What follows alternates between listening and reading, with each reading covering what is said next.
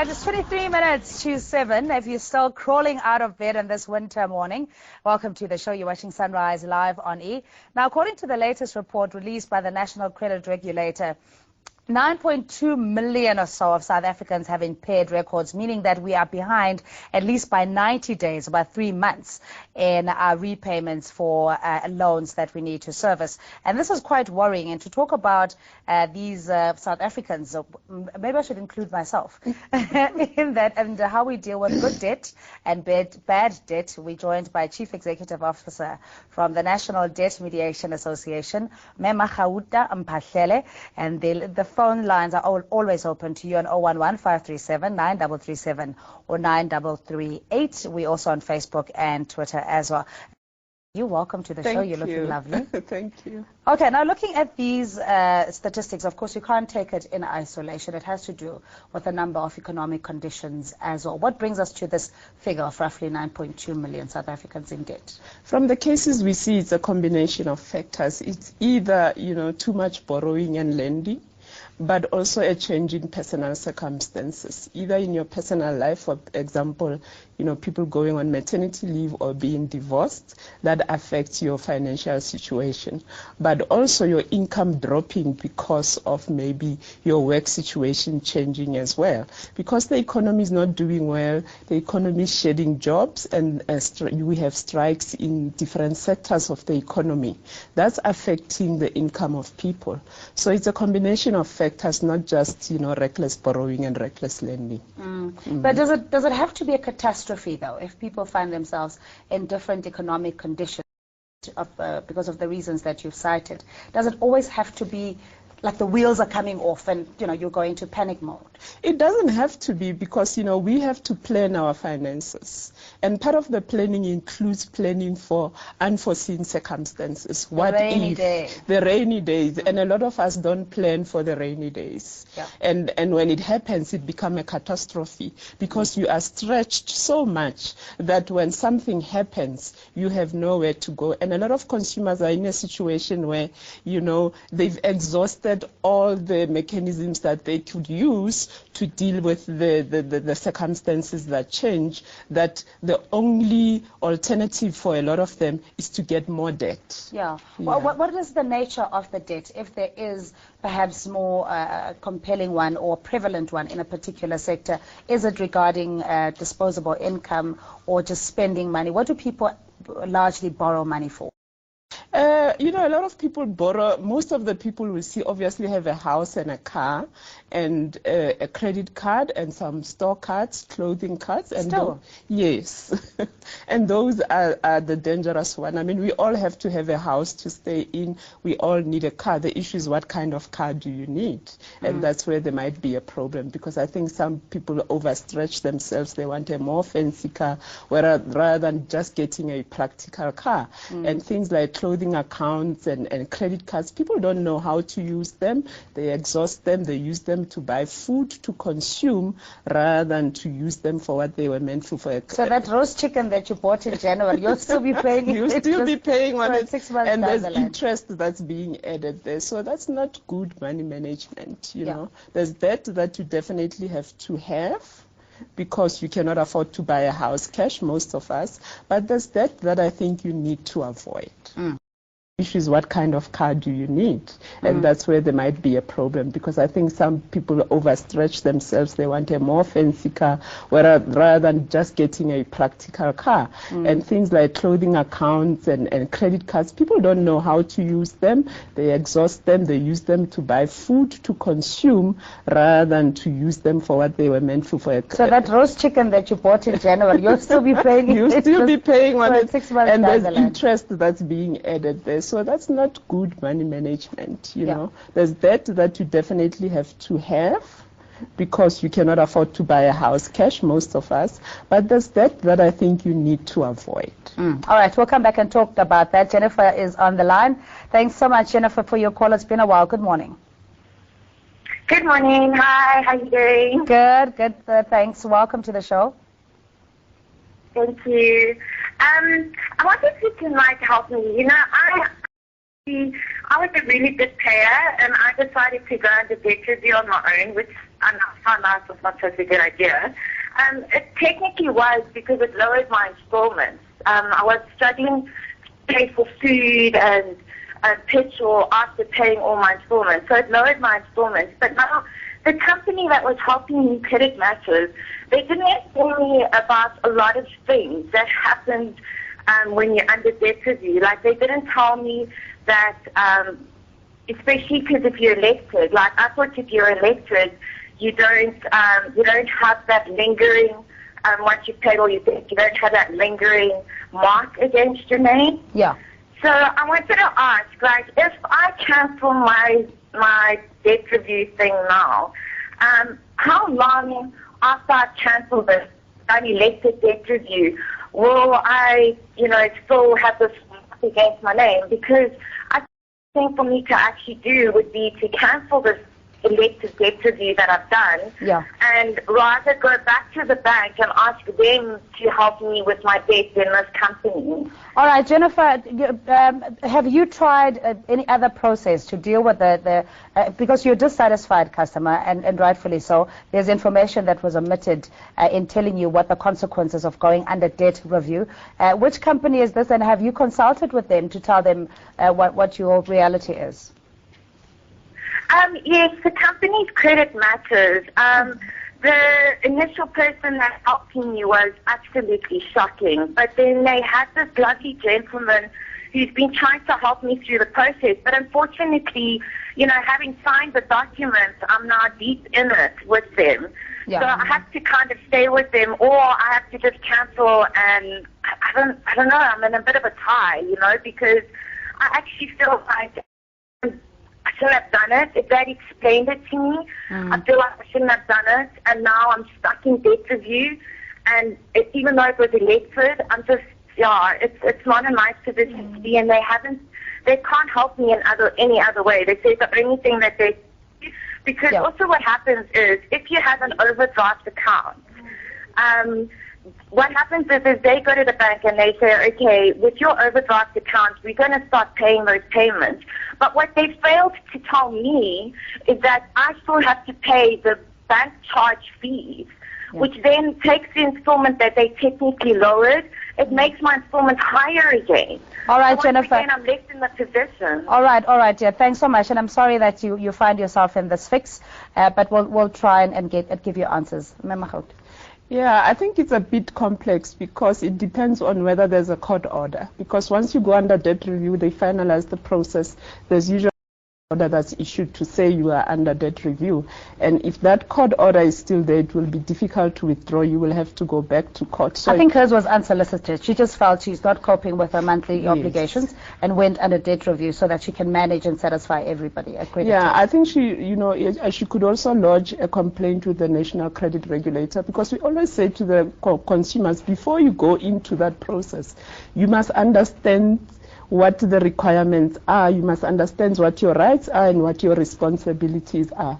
Because once you are in, it's difficult to get out. Yeah. So, and it's also good for consumers to look at various options so that they choose from a range of options. And if they call the NDMA, we are able to look at their situation and say, based on your situation, this would be which one would be a suitable option, because debt review is not the only option. Yeah, but before they come to you, they need to exhaust other avenues as well. No, they come. We have a helpline. Yeah. The helpline, we give information and advice. So it's not just to restructure. Okay. Any issue they have on credit, they can call our helpline, and we will be able to explain everything to them. Okay, let's refer. All right, let's quickly take messages on Facebook, and I am standing back.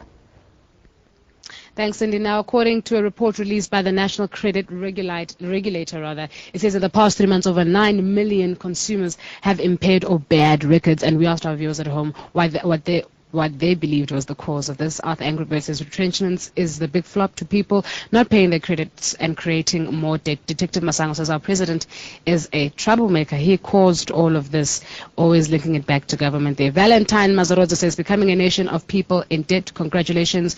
That one sign of a first world country. Consumers need to be taught to budget and avoid impulsive buying. Zipiwe Dube says inflation is the cause of it. Rebecca Williams says people lose their jobs every day, and if you sit at home, there's no way that you will your debt. It is impossible. Kania Leonard says outsources and low payment. Wisdom Domo says it's because of misbudgeting and unexpected price hikes. Here we look at another comment from the it says everything is going up except salaries. Even when you cut down on some expenses, life just keeps on going on the way it does. BG here says job losses and high prices. And lastly, looking at a comment there by Tapel, it says yes, we get low salaries, especially in the retail sector. Please ask the retail companies and the labor department. We work long hours but no pay. We have lots of debt. Those are some of our comments coming through. It's back to in studio. Yeah, it's not a wonderful position to find yourself when you're under pressure and the noose is tightening around your neck when you're in debt. So we do sympathize and we try and find answers for you. Tsepo, you're calling us from Bloemfontein. Bloemfontein. Temperatures at -3 degrees, so we do sympathize with you. But Tsepo, what's your comment or question?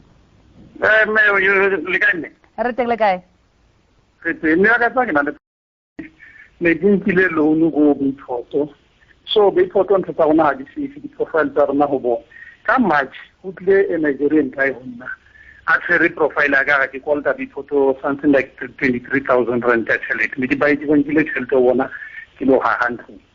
So to find out how to back a balance statement is about one air and balance is 7,000. So I want to not 23,000 rand now. Take all of the back time and take a pattern. Okay, how one I can monitor into then. Secondly, Maoban, it was under 23 now. Quota a white guy again. I mean the same day. If he told me that I only about 40 something like 23,000 rent. I showed this guy the balance of the loan. I showed him this balance. I said, hey guys, you see this balance is how much? Now when you come with the balance of the 23,000, where did you get this? Yeah. No, he refused to tell me where did he get my. He said to me, no, he's going to call them to get a. I'm really sorry to break your word, but please refer all the details, the company name, and of course the process that you followed. Mara, to me it sounds like unscrupulous business practice. But let's take Tato quickly from Sebokeng. Hi, Tato. Hi. Okay. Hi, Tato. I just want to know if this debt mediation, they take me there, and then those people don't help, but they make the situation worse. Where do we go out to after that? All right, thanks so much. Similar to what Jennifer was saying, that she finds herself in this predicament. You know, any consumer who has complaints against the debt counsellor must contact the National Credit Regulator, because they register debt counsellors, and if they find that a debt counsellor was not doing their job according to the Act and did not do the right thing, they can even end up deregistering that debt counsellor. So okay, but what's the consumer's recourse in the meantime? You're not going to get your money back, and you're obviously going to have that process can include them being refunded once the regulator has investigated the process. So it's not just a deregistration. There could be a ruling that says that they have to refund the consumer. That's why it's very important, before you go to any debt counsellor, find out whether they are registered, interview a few people that have used that debt counsellor to ensure that they can do a good job, because there are some out there that are not, properly qualified in terms of their knowledge and understanding of the process. Yeah, let's touch on the case study with Red Tsepo from Bloemfontein, saying that he's taken a certain amount for renovation or building, extending his house, and now the debt is seemingly stagnant. From 24,000, it's remained at 23,000, but the impression, because he serviced it, that the balance should be 7,000. So it's about record keeping and making sure that whoever you're dealing with is also updating their books. Yes, but also you must understand the charges and the fees and the interest rate that's being charged, because a lot of consumers don't understand that the interest actually balloons the original capital amount that you borrowed. But we do find that in some instances there is some overcharging, and we have a lot of consumers with balance disputes. We are able to assist with that. We will check whether, how much you borrowed, how much interest, how much any other fees that were charged and whether the balance is correct. If it's not correct, we ask the credit provider to reverse those amounts. It seems with the debt review, there's still confusion as to the resolve that you have as a consumer. In other words, you go there desperate and you think that this is going to sort out your finances or at least maintain your credit record and your reputation. But with Jennifer's case, we also hear that now she might be blacklisted because obviously she's... Yes, when you go under debt review, you will be, it will reflect at the credit bureau that you are under debt review. Okay. And the only time you can come out is when you have paid all your debts in terms of either a court order or the consent that you agreed to. So it's quite a long process. And during that time, you are also not allowed to access further credit. Okay. So it's a very serious decision. It will reflect on your name. And that's why we always say to consumers, before you make that decision, think about it. Come to a place like the NDMA where we can give you objective advice to say, based on your situation, what is the best option? And then we explain all the options to you. Because like you see, some of the debt counselors do not give you the full information that you require. So there's not proper disclosure, and it's quite important that they give information of the ins and outs of that process, advantages, disadvantages, so that you make an informed decision. Okay, so is there some leniency if you find yourself in an unprepared or rather in a situation that you hadn't anticipated? You lose your job, you have a bond, you have a car, you have kids to send to school. What do you do then? The first option is to talk to your credit provider if you anticipate that you are going to get into trouble. But what we see is that a lot of consumers don't know how to engage with the credit provider, or the call center agents at the credit provider are not trained. You know, they are trained to put some pressure on you. Yeah, you know. So what we do is that we assist people to prepare a proper budget, income and expenditure statement, so that they understand, because you have to live. The law says that you have to be able to pay your school fees, food, transport. Then we take out those costs and we say to the credit provider, this is what is left. Can then be able to negotiate. You can do that informally yourself or through our assistants. But there are cases where it's so serious that it is necessary for you to go under debt review. But that should be the last resort. Because before that, there are other options that are available. Mama Gaut, I wish we had more time, but thanks indeed for the little bit of insight that we managed to explore this morning. But thanks indeed. We're speaking to the Chief Executive Officer from the National Debt Mediation Association, Mama Gaut Mphahlele. For more information, please contact them on ndma.org.za or call them on 0861 116362. I am standing by. Let's remind you of our daily competition now. For this whole month of June, we have been hosting an exciting Father's Month promotion. This week's competition is courtesy of Goma Goma, where you stand in line to win a 4-piece Divin Lounge Suite valued at 13,999 Rand. For more information, you can visit their website. That's goma.co.za, goma.co.za. Today's